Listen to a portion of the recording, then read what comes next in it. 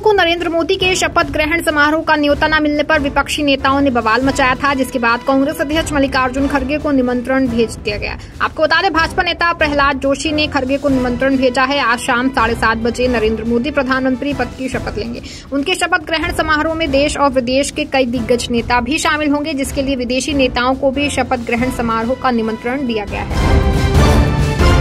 नरेंद्र मोदी आज प्रधानमंत्री पद की तीसरी बार शपथ ग्रहण करने जा रहे हैं। इससे पहले कांग्रेस महासचिव जयराम रमेश ने नेशनल डेमोक्रेटिक अलायंस यानी कि एनडीए को खतरनाक करार दिया और कहा कि 1/3 मोदी आज शाम नरेंद्र डिस्ट्रक्टिव अलायंस यानी कि एनडीए के नेता के रूप में शपथ लेंगे। साथ ही जयराम रमेश ने कहा कि नरेंद्र मोदी ने अपने उन साथियों को कभी नहीं टोकते जो गोडसे को एक नायक की तरह पेश करते हैं।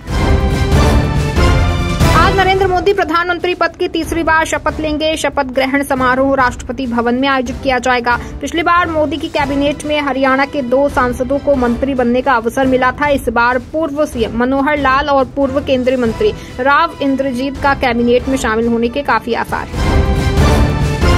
15 साल बाद दोबारा कन्नौज से संसदीय पारी शुरू करने वाले अखिलेश यादव के लिए कन्नौज हमेशा से लकी रहा है। यहां से दूसरी पारी शुरू करने पर न सिर्फ वो अपने गढ़ को दोबारा हासिल करने में कामयाब हुए, बल्कि सपा भी देश की तीसरी सबसे बड़ी पार्टी बनकर उभरी है। ऐसे में वो कन्नौज के सांसद के रूप में ही दिल्ली की सियासत करेंगे।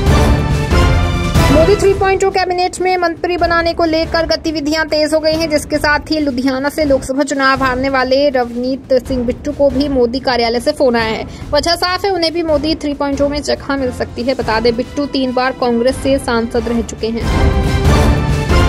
मोदी सरकार 3.0 शपथ लेने को तैयार है। नरेंद्र मोदी आज तीसरी बार प्रधानमंत्री पद की शपथ लेंगे। राष्ट्रपति भवन का प्रांगण तीसरी बार मोदी के शपथ ग्रहण का साक्षी होगा। इसके साथ ही मोदी पंडित नेहरू के लगातार 3 बार पीएम पद की शपथ लेने के रिकॉर्ड की बराबरी कर लेंगे। इन समारोह से पहले नरेंद्र मोदी के घर पर एनडीए नेताओं की एक बैठक आयोजित हुई। इस दौरान नरेंद्र मोदी ने संभावित मंत्रियों से कहा कि आप सभी सरकार पर ध्यान दें और सुनिश्चित करें कि परियोजनाएं समय पर पूरी हो सके। आज नरेंद्र मोदी तीसरी बार देश के प्रधानमंत्री के रूप में शपथ लेंगे। ऐसे में इसे लेकर सारी तैयारियां हो चुकी हैं। वहीं ऐसे में विपक्ष की बयानबाजी भी खूब जोरों पर है। नरेंद्र मोदी के शपथ ग्रहण से पहले राजस्थान के पूर्व मुख्यमंत्री अशोक गहलोत ने बड़ी मांग रखी है। इसी कड़ी में राजस्थान के पूर्व मुख्यमंत्री अशोक गहलोत ने एक्स पर पोस्ट कर लिखा, नरेंद्र मोदी प्रधानमंत्री पद की शपथ लेंगे। खबरों के मुताबिक इस सरकार की स्थिति कमजोर होने के कारण बिहार और आंध्र प्रदेश को विशेष राज्य का दर्जा मिलने वाला है। इस बार के लोकसभा चुनाव में मिली हार को लेकर भाजपा की जमकर फजीहत हो रही है। ऐसे में यूपी की फैजाबाद लोकसभा सीट से बीजेपी की हार बहस का मुद्दा बन गई है। राम मंदिर के भव्य निर्माण के बाद भी बीजेपी अयोध्या की जनता का दिल नहीं जीत सकी। इसे लेकर अलग अलग दलों के नेताओं की प्रतिक्रियाएं सामने आ रही हैं। इस बीच महाराष्ट्र में एनडीए के घटक दल सीएम एकनाथ शिंदे गुट की शिवसेना के नेता संजय निरुपम ने कहा कि अयोध्या के हिंदुओं को बिना मतलब ही बदनाम किया जा रहा है। नरेंद्र मोदी आज शाम को तीसरी बार प्रधानमंत्री पद की शपथ लेंगे। उनके साथ मंत्रिमंडल के सदस्य भी शपथ ले सकते हैं। राजनीतिक गलियारों में ऐसी खबरें चल रही हैं कि जेपी नड्डा को मंत्री बनाया जा सकता है। जेपी नड्डा करीब 4.5 वर्ष से भाजपा के राष्ट्रीय अध्यक्ष हैं। सूत्र बताते हैं कि अब जेपी नड्डा अगर अध्यक्ष पद से हटते हैं तो केंद्र सरकार में मंत्री बन सकते हैं। नड्डा वर्तमान में गुजरात से राज्यसभा सांसद हैं।